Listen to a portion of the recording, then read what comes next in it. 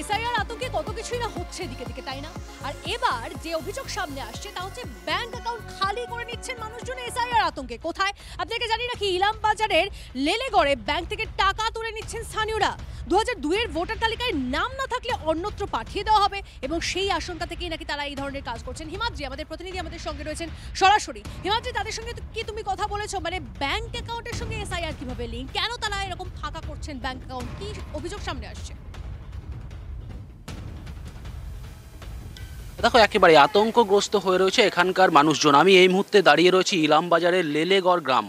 ছবিটা দেখাবার চেষ্টা করব। এই গ্রামের যে বিভিন্ন মানুষজন রয়েছে, দেখো গ্রামের একাধিক জায়গায় কিন্তু তারা বসতি স্থাপন করেছে এবং যেটা জানতে পারছি এখানকার যারা বাসিন্দা রয়েছে তারা বেশিরভাগই কিন্তু বাইরের থেকে আসা, এখানে এসে তারা বাসিন্দা হয়েছেন।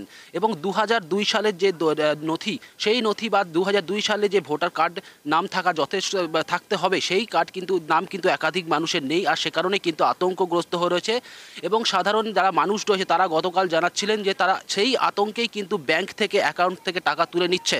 কারণ তারা এটা মনে করছে যদি কোনো কারণে তাদের এখান থেকে ছেড়ে চলে যেতে হয়, সেক্ষেত্রে তাদের অর্জন করা যে টাকা পয়সা, সেই টাকা পয়সার কি হবে। আর সে কারণেই কিন্তু তারা এখান থেকে যে ব্যাংকে তাদের যে জমানো পুঁজি রয়েছে সেই পুঁজি কিন্তু তারা তুলে নিচ্ছেন। সব মিলিয়ে কিন্তু একটা ভয়াবহ আতঙ্ক কাজ করছে এই গ্রামের বাসিন্দাদের মধ্যে, বিশেষ করে মহিলাদের মধ্যে।